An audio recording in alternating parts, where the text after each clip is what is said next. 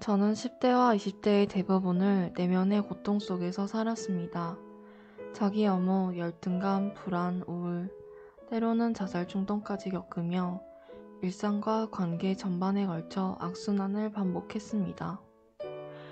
그러다 2023년 1월 무의식 치유 상담을 시작하게 되었고, 제 무의식 속 정보들이 삶의 괴로운 상황을 만들어낸 원인임을 알게 되었습니다.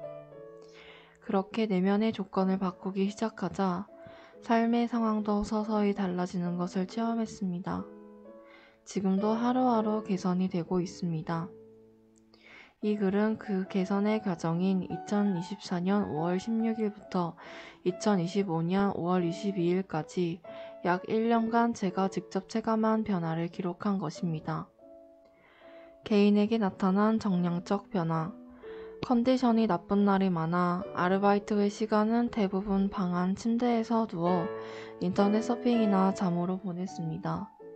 지금은 평균적인 컨디션이 좋아지면서 활력이 늘었고, 집에서도 청소, 글쓰기, 산책 등 활동량이 증가했습니다. 배고프지 않아도 달고 짠 간식을 과도하게 섭취하거나 폭식을 자주 했지만 그 빈도가 줄었습니다. 식습관이 개선되며 잦은 체함도 완화되었고, 특별히 다이어트 없이 1년 동안 체중이 약 6kg 감소하여 유지되고 있습니다. 생활에 지장을 주던 편두통과 소화기 불량 증상이 크게 나아졌습니다. 특히 허리 통증과 뒷목, 승모근의 뻣뻣한 증상이 줄었습니다. 우울감, 불안감, 자살 사고를 느끼는 빈도와 강도가 줄었습니다. 하기 싫거나 가기 싫은 곳이라도 필요성을 느끼면 몸을 움직여 실행하는 빈도가 늘었습니다. 충동적인 행동으로 시간과 에너지를 들여 일을 수습해야 하는 일이 거의 없어졌습니다. 개인에게 나타난 정성적 변화. 블로그에 일기를 자주 쓰게 되면서 제 상태와 겪은 다른 상황을 다각도로 관찰하는 메타인지력이 확장되었다고 느껴집니다.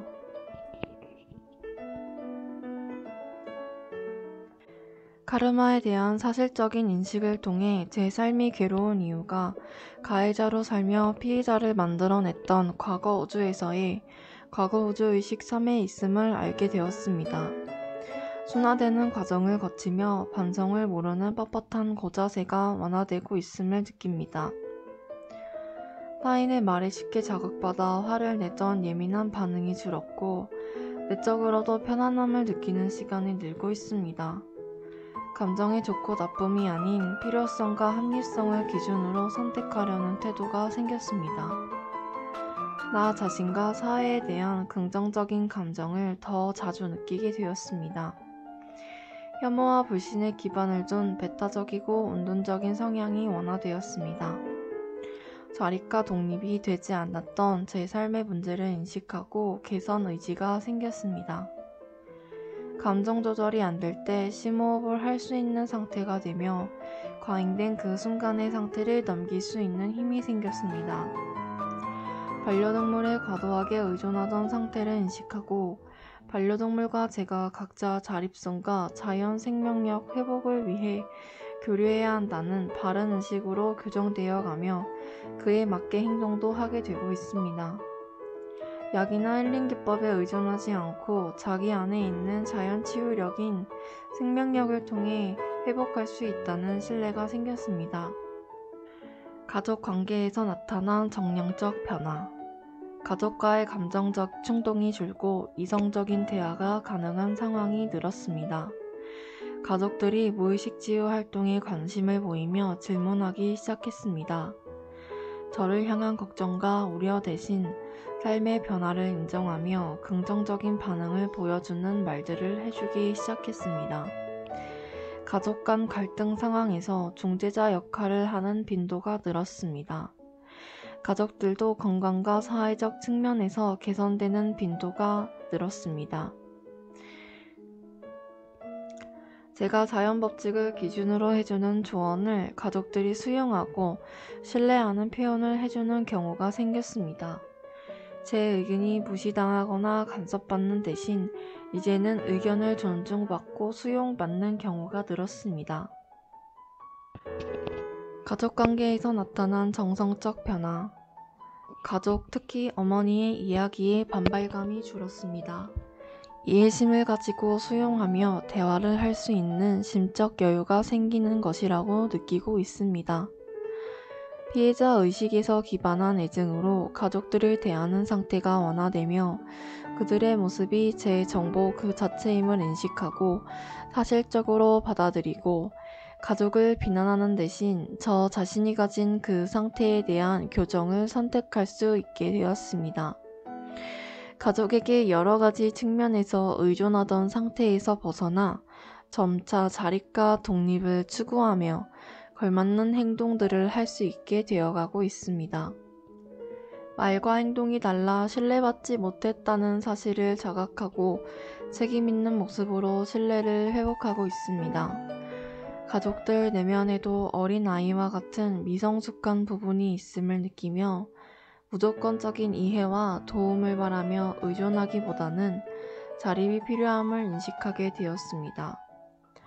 저 자신을 미운 어린 새끼라고 느껴왔지만 이제는 가족들에게 제가 먼저 자립과 독립을 하여서 그 과정을 통해 만든 최하 정보를 공유할 수 있는 중요한 존재임을 인식할 수 있게 되었습니다.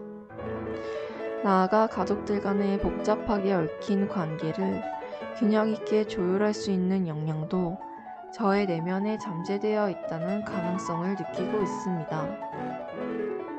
사회관계에서 나타난 정량적 변화. 과거에는 한 가지 일을 오래 하지 못했지만 지금은 괴로운 상황을 극복해 나가면서 힘이 생긴다는 것을 경험하고 비교적 오랜 시간 아르바이트를 지속해 오고 있습니다. 늘 혼자 일을 하다가 현재는 더 나은 조건의 직장으로 코스 이동을 하여서 다인원과 소통하며 일을 할 수 있게 되었습니다. 일터에서 불쾌한 일을 겪어도 감정적으로 반응하기보다 반성하고 개선하는 유연한 태도로 변화했습니다. 수직적 갈등이 빈번했던 직장 내 관계도 점차 상호 존중과 협업이 되어가는 관계들로 개선되고 있습니다. 무의식 치유 회원들과의 교류 활동을 꾸준히 하며 다양한 사회 모임에 참여하고 있습니다.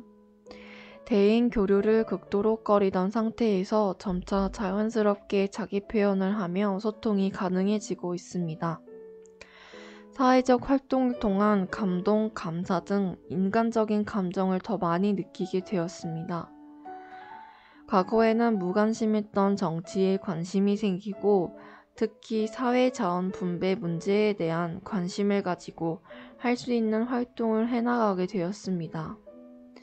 사회 갈등과 타인의 고통에 무관심하던 태도에서 벗어나 공감하며 적절히 연결되는 곳들에 매달 기부와 후원을 실천하게 되었습니다. 아르바이트 현장에서 동료들에게 무시당하고 위축되던 상황에서 점차 인정과 도움 요청을 받는 상황으로 변화하며 자신감이 생겼습니다. 사회관계에서 나타난 정성적 변화. 대인관계나 직장 내 관계에 있어 약속을 어기며 어쩔 수 없다고 합리화하던 태도에서 벗어나 사회적 약속을 지키며 책임감과 자기 신뢰를 회복하고 있습니다. 직장 내 갈등 상황에서도 감정적으로 반응하기보다 자신을 성찰하고 문제 해결의 열쇠가 내 안에 있다는 인식으로 순화된 태도를 가지게 되었습니다. 사회 참여가 부담스럽고 히키코모리 성향이 강했지만 무의식 치유를 함께하는 선후배 동료들과 관계 교류를 통해 자기 표현이 자연스러워지며 밝은 미소를 지을 수 있는 긍정성을 회복해 나가고 있습니다. 사회 각층의 다양한 사람들과 서로 체화한 정보를 나누며 나는 너가 아니고 너는 내가 아니다로 분리된 의식에서 벗어나 상생하는 순환적 삶이 가능함을 경험하고 있습니다. 정치와 사회 시스템에 무관심했던 이기주의 상태에서 공동체의 선순환 가치 실현에 개인이 가진 가치와 자원을 어떻게 반영할 수 있을지를 고민하는 상태로 리모델링 되어가고 있다고 느끼고 있습니다. 지난 1년 동안 자기 반성과 미래에 대한 사실적인 희망을 바탕으로 만나지는 고통스러운 상황을 회피하지 않고 마주해 왔습니다. 글을 쓰고 있는 지금은 제게 1년 전에는 없던 힘이 회복되었음이 느껴집니다. 이렇게 기록한 모든 변화는 무의식 치유를 통해 자연 법칙을 삶의 기준으로 삼고 충실히 살아온 결과입니다. 막막하고 답답했던 삶의 조건들이 하루하루 개선되고 있음을 실감합니다. 무의식 치유는 저에게 자기 신뢰 회복이 가능하다는 사실을 알게 해주었습니다. 저 자신을 도무지 믿을 수 없던 1년 전과는 다른 오늘의 저를 느끼며 이 글을 씁니다.